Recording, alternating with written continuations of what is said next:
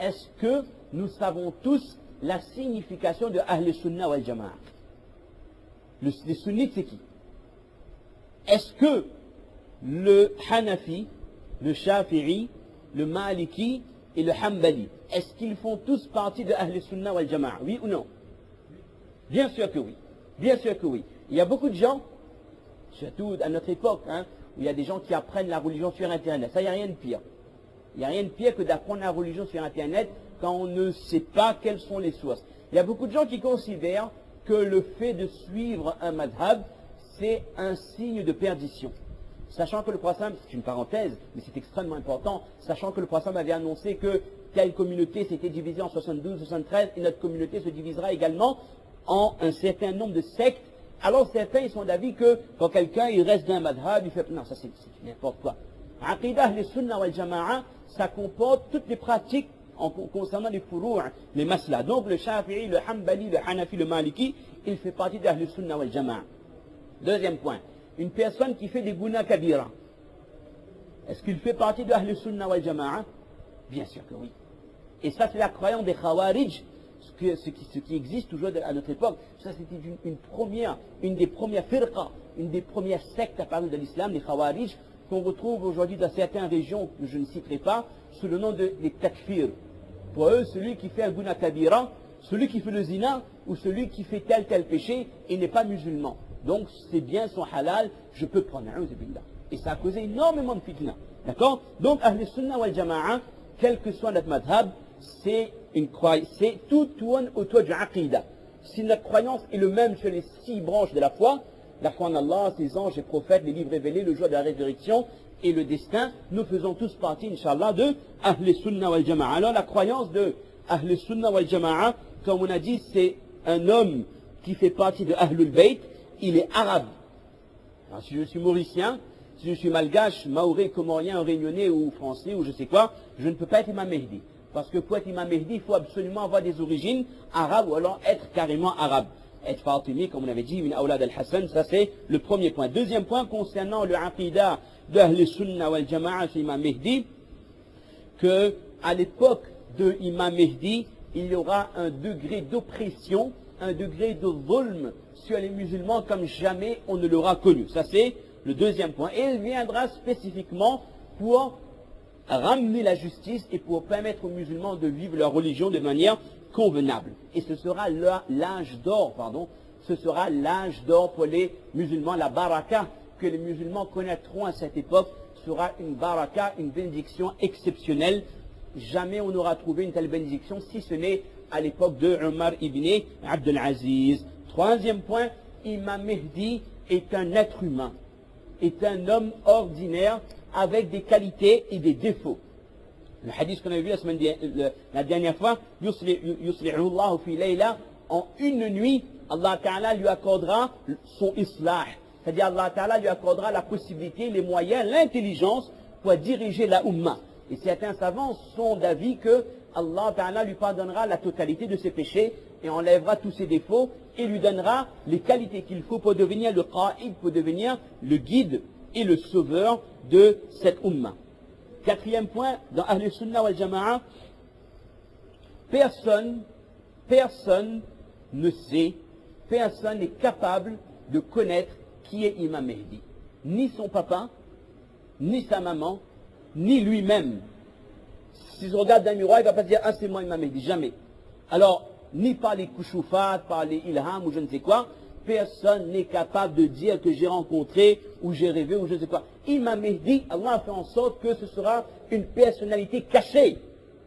Si c'était quelqu'un d'extrêmement pieux, un grand alim, un grand mufti ou un chef d'État, on l'aurait su, mais Allah a fait en sorte que ce soit un être humain ordinaire.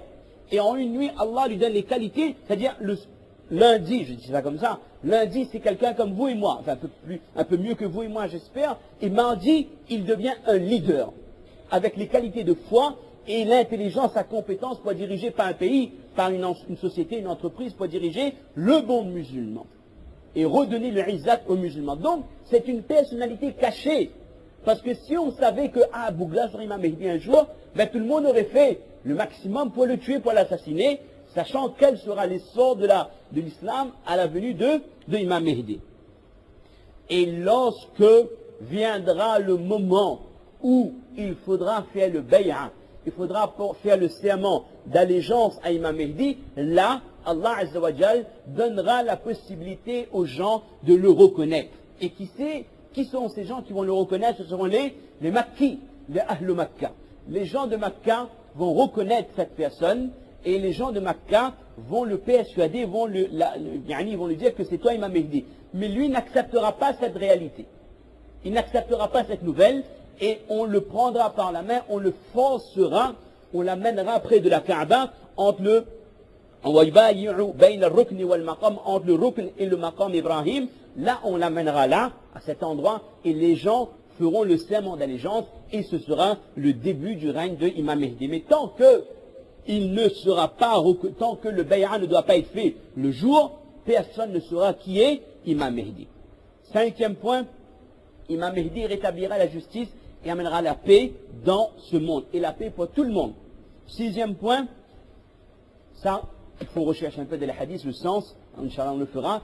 Il trouvera parmi les gens qui vont l'aider des personnes venant de la région de Khurasan. Ça s'est développé, Inch'Allah. 7e point, Allah Ta'ala lui donnera la possibilité d'accomplir des karamat, des miracles. Tout comme Allah Ta'ala va donner la possibilité à Dajjal d'accomplir des miracles. Comment est-ce qu'on appelle un miracle accompli par un kafir? Istikhraj. Et un miracle accompli par un prophète, un mu'ajiza. Et un miracle accompli par un saint, un karama.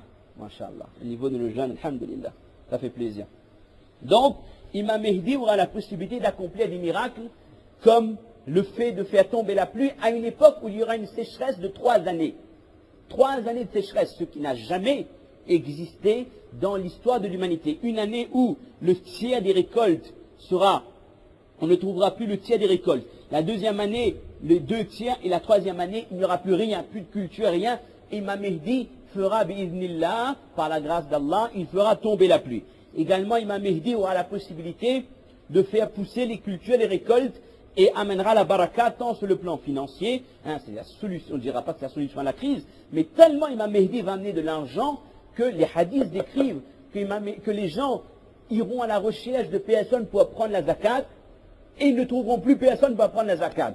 À un tel point qu'une personne entrera de le Baytul Mal, et c'est la différence avec Omar ibn Abdel Aziz. Il dit que les gens entreront de le Baytul Mal et Imam Mehdi dira à ces gens, servez-vous. Incroyable ça. C'est comme si quelqu'un va à la banque et le banquier vous dit, voilà le coffre, servez-vous. Vous prenez un chariot, vous prenez un conteneur, il dit, servez-vous. Et que la personne prend et il sort, je n'ai pas le hadith en tête, j'ai vu juste une fois, soit il est pris de remords, soit il voit la situation des gens, il ne veut plus de cet argent. Il va revoir le wali, il dit, voilà, je retourne l'argent. Il dit, non, ici on donne, on ne reprend pas. Il y a des magasins disent ni reprise, ni échanger, etc. Là, c'est le contraire.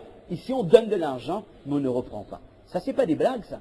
Ça, ce sera une baraka exceptionnelle, hors du commun, qui sera spécifique à l'époque de Imam Mehdi. Et ensuite, ça c'est le 7e point. Le 8e point, et c'est là que ça se corse, à l'époque d'Imam Mehdi, viendra Ad-Dajjal. Dajjal viendra à l'époque d'Imam Mehdi. Donc, c'est 2 grands signes de Qiyamah qui vont se croiser. Et à l'époque de Al-Mehdi et de Dajjal, viendra Hazrat Isa alayhi salam, qui descendra du minaret de la mosquée de Dimashq, ça en Syrie, ça on l'expliquera en temps voulu, Inch'Allah, et Imam Mehdi aidera Isa alayhi salam à exécuter, à tuer Ad-Dajjal. Et 10e et dernier point, Imam Mehdi vivra 7 années. Son règne durera 7 ans. Et ces 7 années, ce sont 7 fois 360 jours. Ce sont des années ordinaires. Je le précise parce que dans d'autres croyances, ils pensent que les années d'Imam Mehdi sont des années inhabituelles, comme pour le règne de, comme pour l'époque, pas le règne, comme pour l'époque de Ad-Dajjal. Alors, il nous reste combien de temps? On est à 22 minutes, on fait 30 minutes. On a encore 8 minutes, Inch'Allah. Un point important, ça c'était un récapitulatif de ce qu'on avait déjà fait avant les vacances. On avait besoin de se rafraîchir un petit peu. Maintenant, la nouveauté c'est quoi? Croire, est-ce qu'à notre époque, il est plus difficile de croire Imam Mehdi qu'avant? Je vais vous dire oui. Pour différentes raisons, en 2010, il est plus difficile de croire et de faire comprendre aux gens que viendra une époque où un sauveur interviendra pour apporter la nusrat d'Allah en la personne de Muhammad, en la personne de Imam Mehdi. Pourquoi? Premièrement, parce que tout ce qui a attrait au ilmul ghaib, tout ce qui a attrait à l'invisible, devient de plus en plus difficile. Et c'est là quelque chose de trompeur, mais en même temps de révélateur.